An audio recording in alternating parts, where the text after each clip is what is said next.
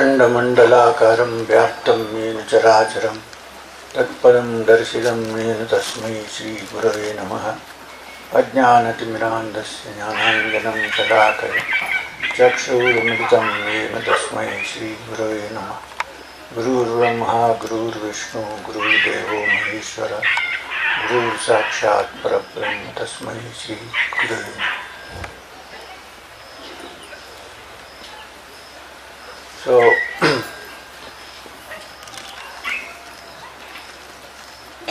back again for Guru Poornima. Somebody is showing their hands here.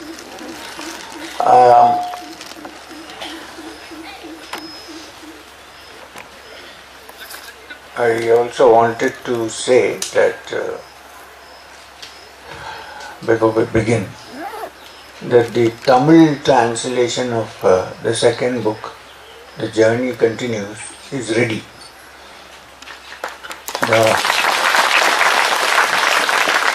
That is the first translation of the second book, actually. And Dr. Umesh Chandrapal has translated it. Where is he? Yes, don't fall down.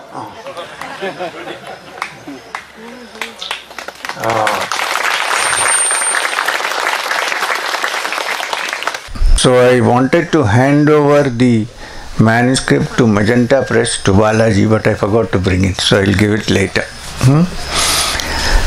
Anyway,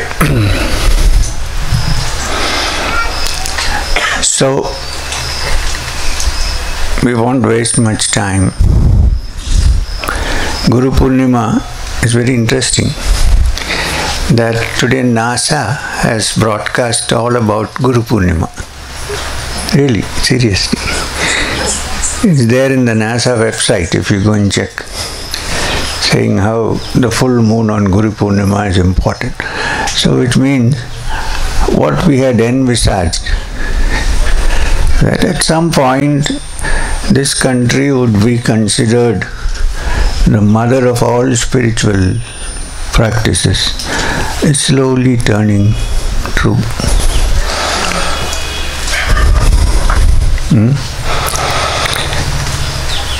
We have, last year I went to the US, they called me, Google wanted me to address them. They have something called mindfulness. This year also I will do that. They want to have a Q&A. You know, when it is G, it is Q&A. For us it is question and answers.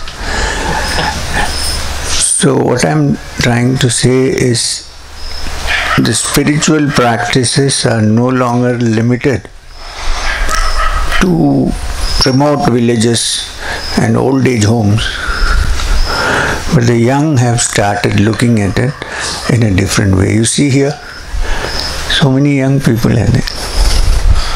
That always makes me very happy, because usually when we go to Satsang, you see all grey-haired people like me. Nothing wrong, there may be wise grey-haired people, I'm not saying anything. However, what I'm trying to say is that the very fact, well, there may be some dark-haired people who may be painting it black. So, the young are the hope of the future, not only in this country, but in the world. Because we, our generation and the generation before, have kind of screwed things up quite a bit. Babaji used to tell me, this Guru Poornima, Babaji, when I say Babaji, I mean Maheshwarnath Babaji, my personal teacher, who is my father, mother, friend, relative, everything rolled into one. Also Guru. I forgot that. And whatever little has happened inside, this M is because of that M. So, and how did I get there? By sincerely and quietly listening and following the teachings. How do you listen and follow the teachings? By seeing how a person lives under different circumstances. The moment you find that your mind is tranquil, stable and peaceful under all circumstances, you know that now you have put 2-3 steps on the path. So, I saw Babaji under various circumstances. I saw him in difficult circumstances, physically difficult. I also saw him in circumstances where people fell all over each other to touch his feet and so on. But what you notice is the perfect equanimity of mind, which the Gita calls as the Sthita Prajna.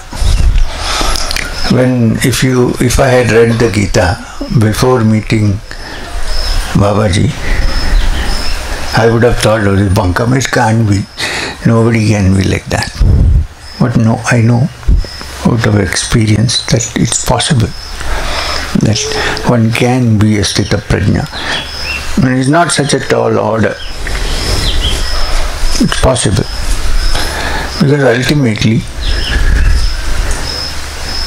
nothing matters except your spiritual progress. When this thought comes into your head, then the function of Guru Poornima has been served. It's possible to do that.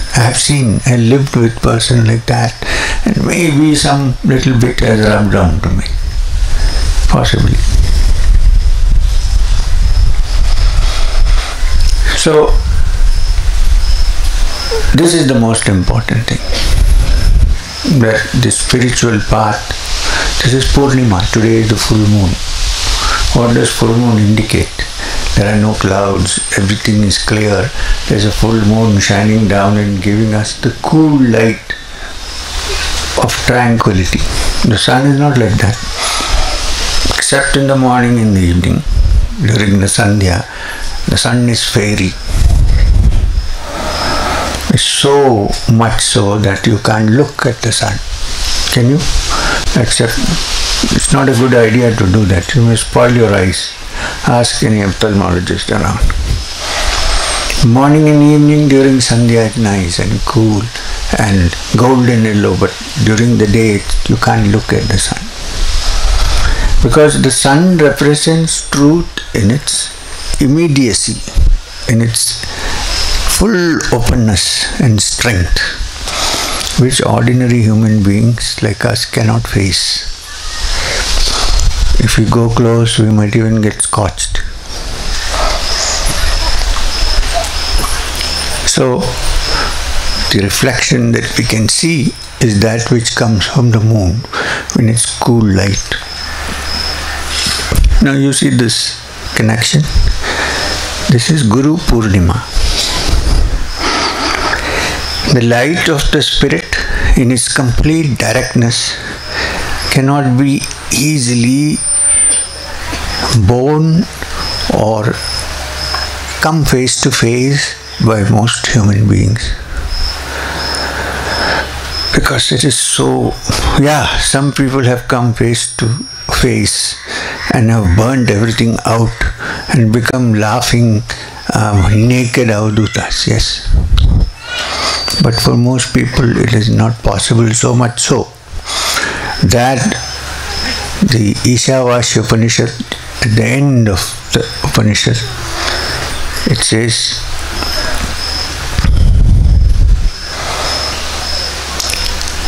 Hiranyavarnena patrena apasyapi hitam mukham tattvam pushan avapnu satya dharmaya drishtave, which means, O controller of the universe, O all-powerful supreme reality, please remove that golden colored plate from your face so that I may not be dazzled by its color and I who am searching for the truth may reach the truth. Now therefore, since it's so difficult to come face to face, how do we see this light? When it is reflected on the moon. When it is reflected on the moon, it's a quiet, cool, tranquil light that we see. And that moon is the Guru, is the teacher. The function of the teacher is to take you close to the truth without burning. Until in the coolness and kindness and tranquility of the moonlight, the ego automatically dissolves. When you come face to face. This is why Guru and Poornima are put together. And you know that the sun, the moon has no light. It is reflecting the light of the sun. Same way, what is reflected in the Guru is the light of the Supreme Being.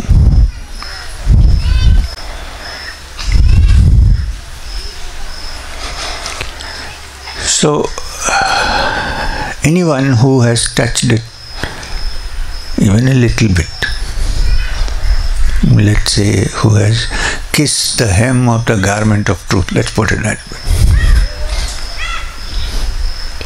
Anything wrong in the sentence correction? There are some Harvard people now sitting around. Is that a correct description? Kiss the hem of the garment of truth. Even if one has done that, it's an unforgettable, unerasable experience that reflects in all aspects of life, particularly when one sits quiet with no worry on earth. There's nothing to worry about anyway. What is there to worry about? How long can we carry on in this life? 90 years, 90 years is a long, tall order, but 70, 80, 90, 100. Don't ask me, Sri Guru Babaji is there forever. Don't hope. That's because there is no human body there which is born from an womb. With no body born from an womb, whether it is in Trivandrum or Parangipete, can live for so many years.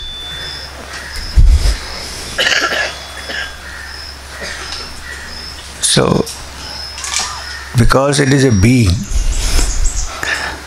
who has no birth, so therefore no death. Whenever it wants, it can disappear. But for us, we need to think whatever we do, whatever circus we perform, however many hours we stand on our heads. I'm not talking about yoga.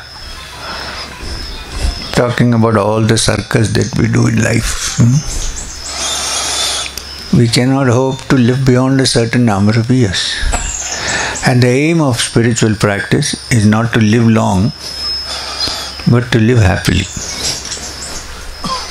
I know people who live long and suffer all the time. What do you do? In fact, sometimes people come and say, so and so is suffering so many years. Please, can you set him free or set her free?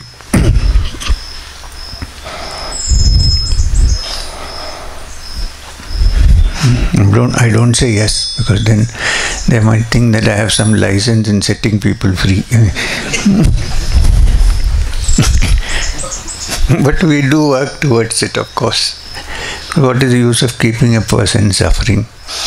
It's better to... The fact is, because we, even though we have believed to be so from childhood, we are not this body. We are not this body. Its body goes. But do I stop? I continue.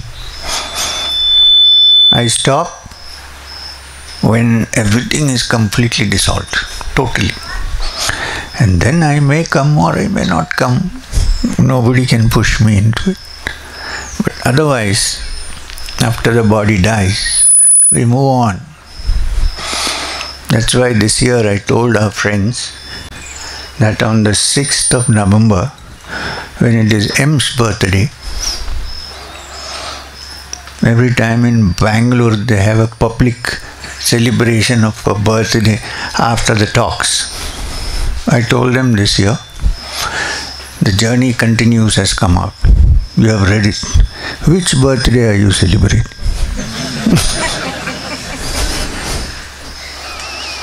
Luckily they agreed. So no birthday celebration. Which birthday? How many times do we die in? How many times do we come?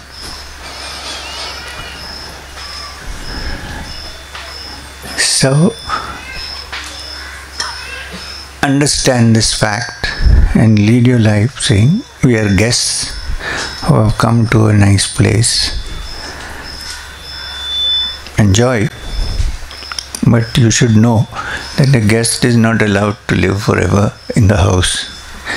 Few days, okay. People have a way of saying, stay here all your life, think that this is your house. After 3 weeks they start, so this fellow is not going, when do we get him out? घर आपका ही समझिए, समझ गए तो फिर सोचते हैं कि इसको बाहर कैसे निकालें. So that's the position. So while living, understand the fact that we are guests, so we are allowed to enjoy certain restrictions. You can't be totally enjoying life without restrictions. Yeah, you can. There is a beautiful source of enjoyment which is completely free of all boundaries. I am saying this so that I can attract more people into it. There is a beautiful freedom which has no constraints whatsoever. There is a beautiful state of being which even if put behind bars in a jail is still free. That's our inner spirit. If without that I can't speak, I can't hear, dead body does nothing. I can't talk, I can do nothing. And even if I don't talk, and if I don't see, and if I don't hear, it is there. And it is in complete freedom. We are restricting our mind by not understanding that that is our true essence. When that happens, then you can storm into any place and remain free without being affected by it. I am not saying this as a theory. I am saying this as the blessings of Maheshwaranath Babaji, that I have also probably touched it in some place, somewhere. And it's a continuous process. There is no end to it. It's infinite. Everything else ends. You have a cake or a ice cream, I don't know what you like, to eat. It's very enjoyable, but it ends. Right? Finished. And then again you get some more. But there's a limit. How much can you eat? How many idlis can you eat? You have to stop. If you overdo it, you will sit longer time in the morning somewhere. And meditate. So there is a limit to everything. Because everything ends. Why? Because it is born. Whatever begins has to end. But what about your inner essence, which is a spark of that which is endless, which has never begun? and therefore is not going to end, and therefore it continues always, and it is infinite. Now please don't think this guy is saying all this, but I am very limited. That's what we have made ourselves believe. From childhood we are told, believe, this is my identity. There is nothing more than this. There is this beautiful story of how in the forest, when a lion attacked a flock of deer. The deer ran helter-skelter. In the middle of this confusion, a small little lion cub got left behind. Mother ran in one direction. So this little one, the deers have no enmity towards the lion cub. In fact, I don't think any animals have any enmity towards other animals. They eat when they are hungry. They don't cut and store in a fridge and eat whenever they are hungry, they attack, it's finished. When they are not hungry, if you go to the forest, you will see wild animals and other animals standing together, grazing. There's nothing. Anyway, so the little lion cub got left behind. Many days passed and it grew up with the deer or goat or whatever and started making the same kinds of noises which they make. You know what goats do? So somebody went and complained to a spiritual teacher. You know what, my son has become a black sheep. I'm talking about sheep, so I remembered this. My mind doesn't go in one track. In computer language, it's called fuzzy logic.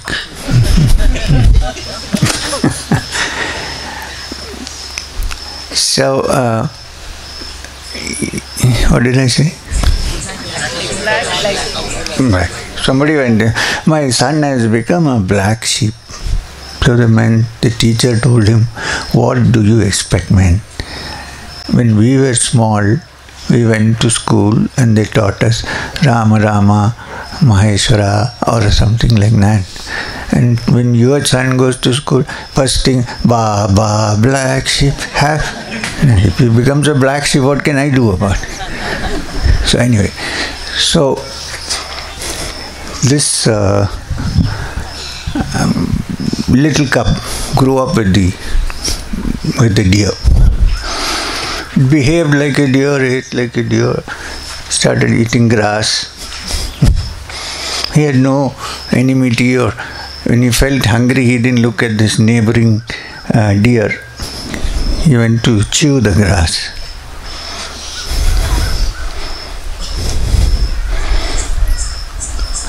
Then one day, the lions came again to attack.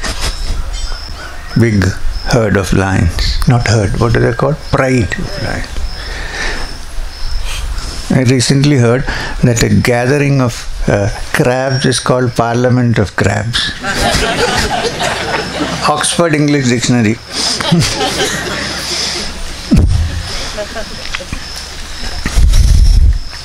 So they attacked. So all the deer ran helter-skelter. One deer was killed. And then suddenly the lions and the lioness, they looked. This is one of us. What is this guy doing here? He also ran and hid himself. So the lion caught hold of him. Actually, the lioness caught hold of its neck and pulled him out, took him there and said, what are you behaving like? Dear, you're a lion. It said, "Meh."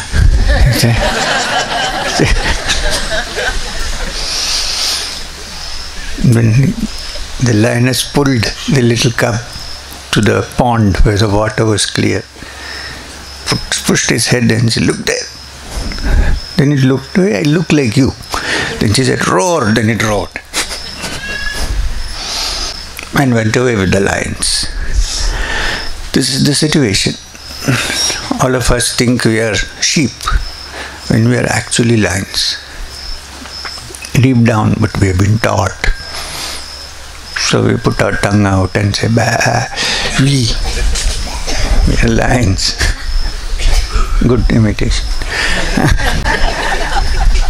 So we are, and the yogi is one who has discovered that he is actually lion. Break free of all cages, roars and walks with his head held high, not worried about anything that's happening. I think in daily life one should be like that. One should understand that please don't say that M said at Guru Poornima and go and roar. Not really lions that way. Go home back and swish your tail and roar.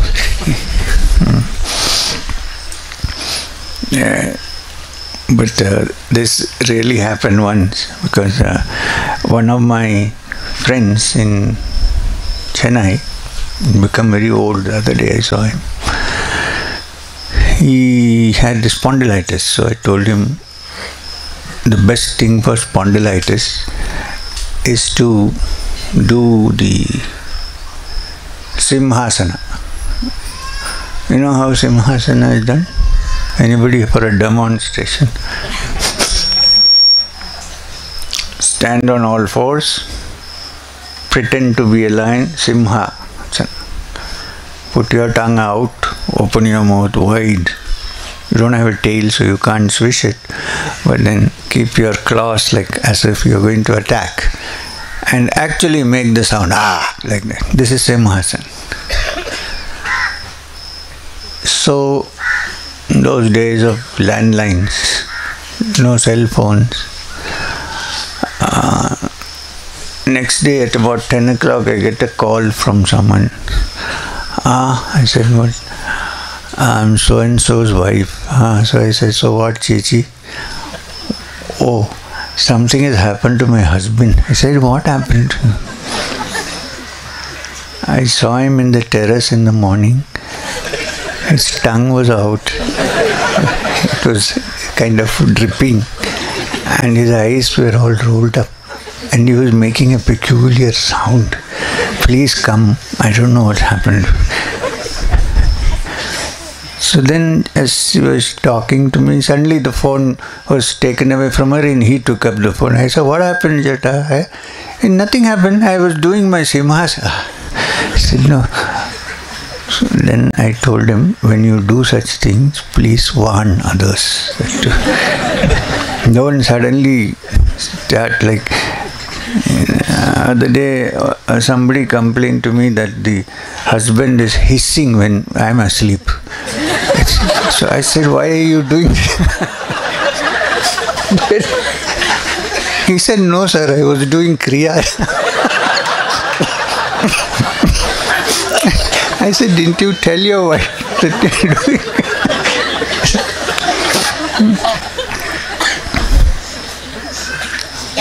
So what I'm trying to say is, life is not so terrible. Life is wonderful. Here we are sitting under the peepal tree. See, when the breeze comes, it moves. We are very lucky that it's not raining. It's been raining the last 2 days back. It rained, then again yesterday it was very cloudy. So I asked my friend Mr. Mahesh Ramdas, "Everything is ready?" Yesterday I asked him, "Guru Poornima, everything is ready?" He said, "Everything is ready, but rain you have to take care of."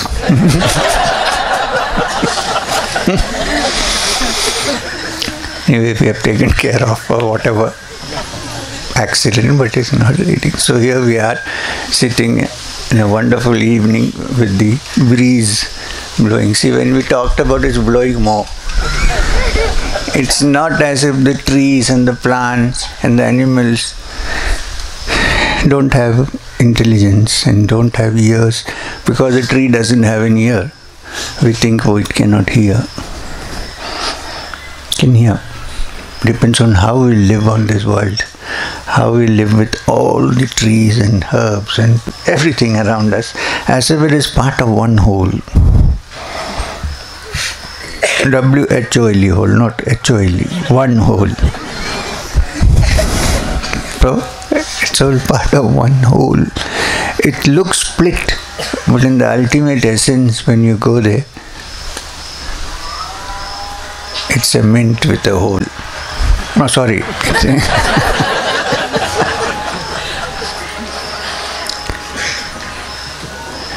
So this is what it is all about. And don't take even the word H-O-L-E like a joke. It's serious. What is it? How is a whole represented? Zero. Shunya. In fact, the Buddha, trying hard to define the truth, which is the ultimate supreme Brahman, which is all pervading, in which the Upanishads say cannot even be described by words. Yad vacha anabhyutitam, that which words cannot describe.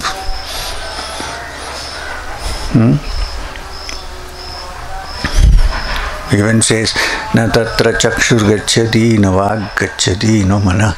There neither the eyes can reach, nor can the ears, nor even the mind. So the Buddha tried very hard to define it. And finally he said Shunya. Shunya doesn't mean nothing. It means that from which everything comes and everything goes back. But since there are no words to describe it, he said Shunya. That's all. Don't think that Buddha was a Shunyavadi. So that is not...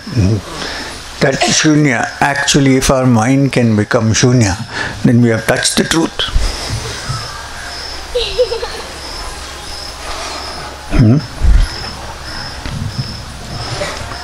So, wash out all, first step, wash out all regrets. How do we wash out? When you go to sleep at night, it's a mini death. When you get up in the morning, it's a new birth, right? If you had slept for 20 hours at a stretch, people would have thought you dead. Why do we get up in the morning and brush our teeth? Because it stings, because we were dead bodies for a short while.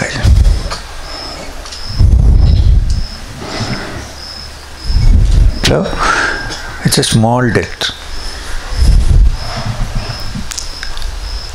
When you get up in the morning, it's a new life. So can we live like that? Saying that tonight when I go to sleep, all the regrets and hatred and everything that I had, I have put to sleep. When I get up in the morning, I get up fresh as a new day. If we can do that, that would be called cleaning the mind.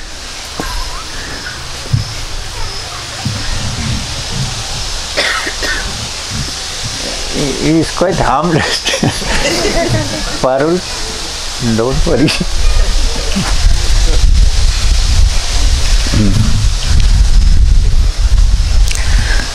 So, you can live like that. Then you need not necessarily speak to human beings and get caught up in confusion.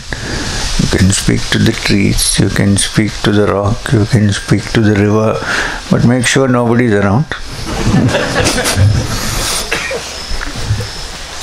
Then everything becomes one. This oneness is what we seek. It starts with practicing oneness, not with philosophizing about oneness. You get what I mean? It's very easy to say, we are all one. But can we behave like that?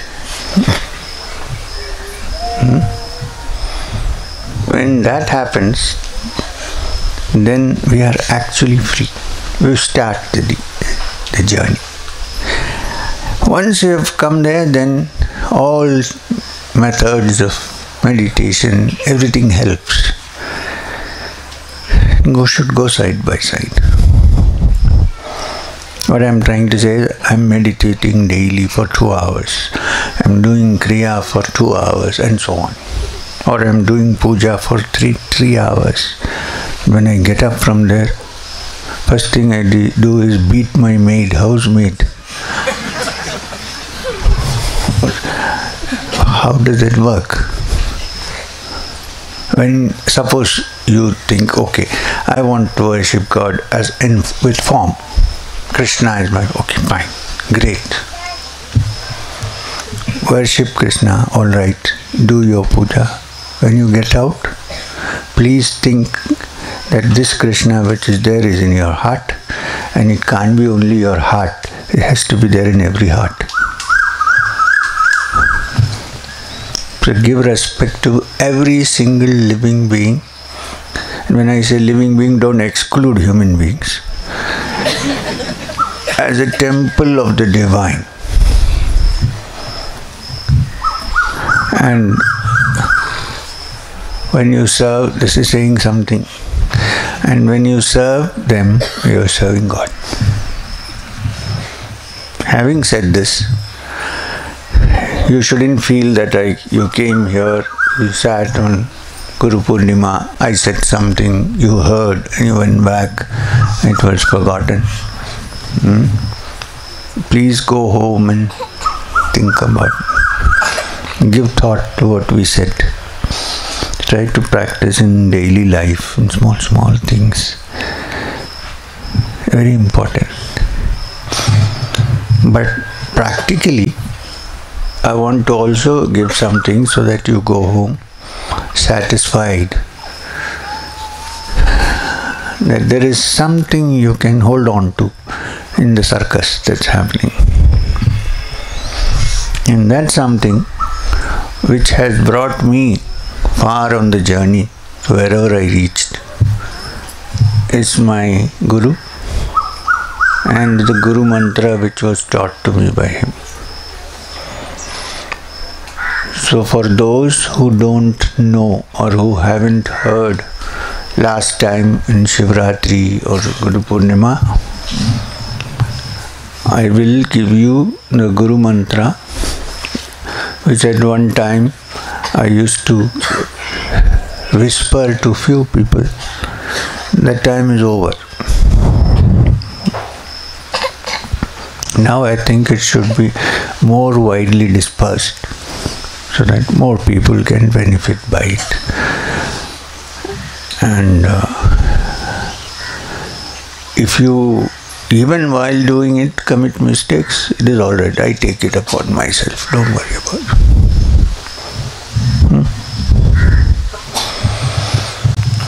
And the mantra is for those who don't know, and also those who know but do not practice, of which there are many, I know. It's very, very simple. When you sit here, think that you are getting the Upadesha of the mantra, taking the Diksha of the mantra. Diksha simply means to show the dik, the direction, not something whispered in the ear in a dark room. Diksha means that which takes you in the right direction. That's called Diksha. And the mantra is Om Hrim. Hrim is with Ha. You write in English H-R-E-E-M.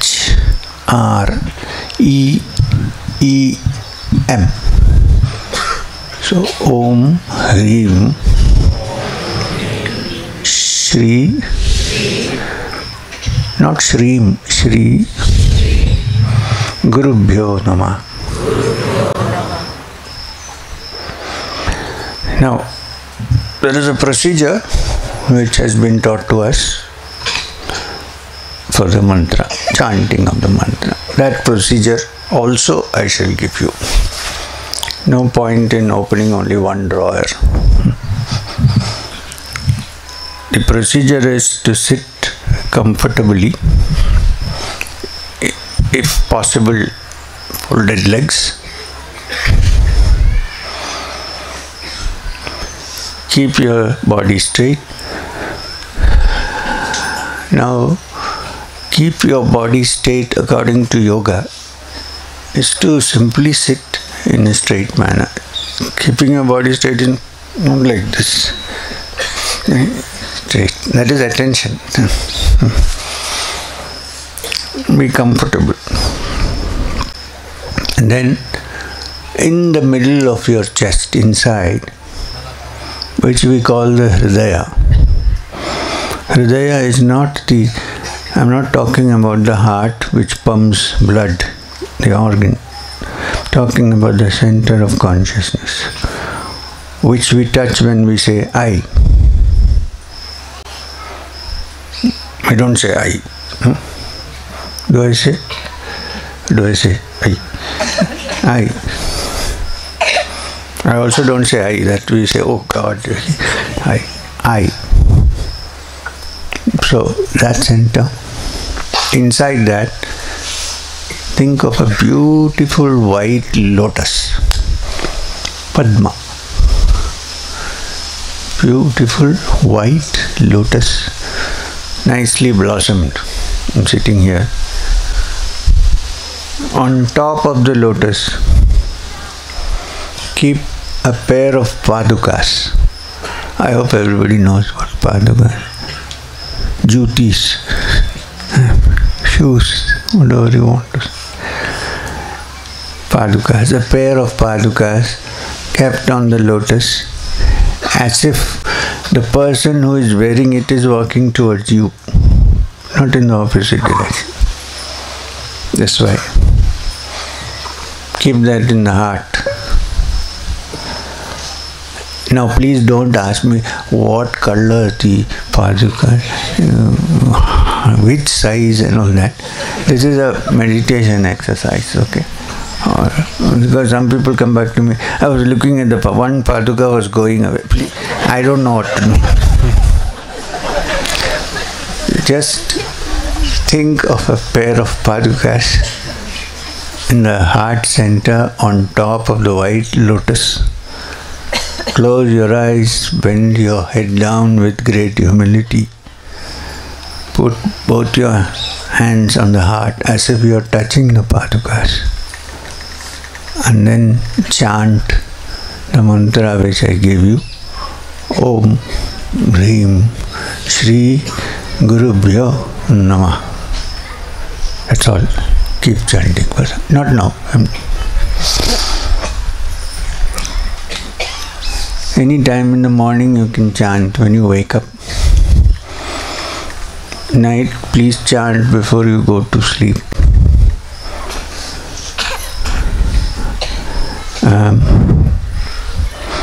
Even if you, while chanting, your tongue is not working properly because you had become little spiritual, still chant.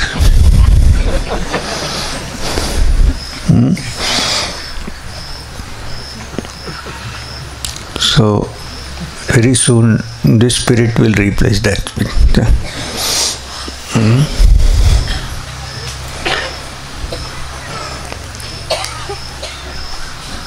So I've given you the Guru Mantra. I've given you an introduction of how to face the sun without burning your eyes. I've given you instructions on how to meditate every day, how to do the Guru Mantra. Now please do it every day. Now for 2-3 minutes we can all sit together and do the Guru Mantra. Let me explain. Not only good for you, because this is Guru Poornima, and if you think that you are the only people who are sitting here, then you are fools.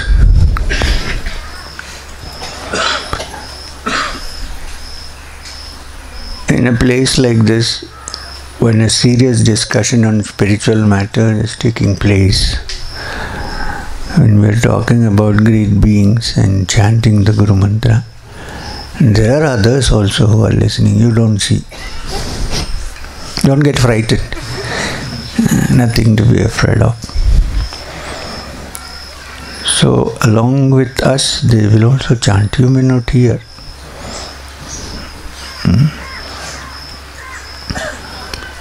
So, we will now close our eyes and do the Guru Mantra, as I told you, for a few minutes. Shall we start? I will chant once. You chant with me, and then I will shut up, and then you continue. In your mind or loud, or whatever you want to do.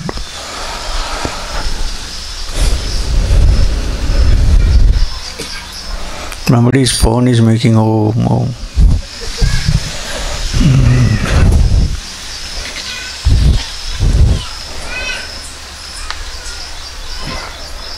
Om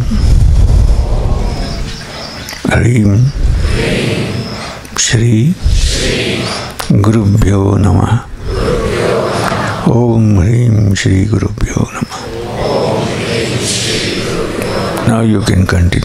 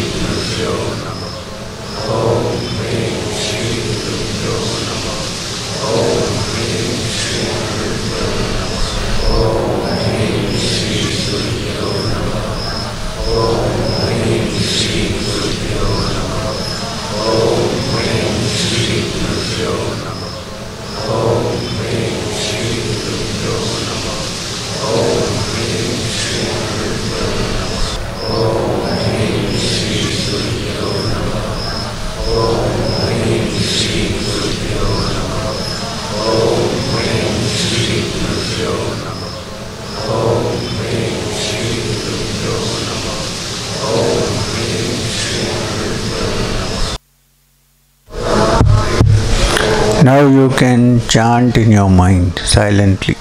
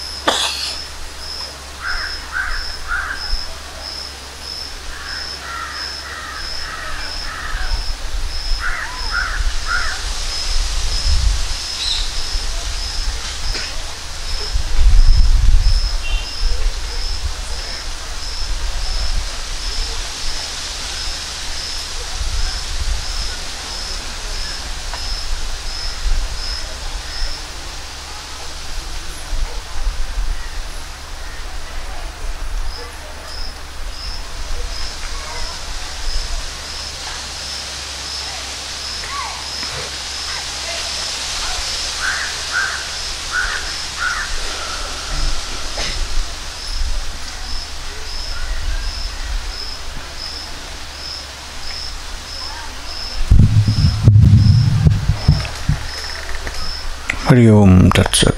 It's okay.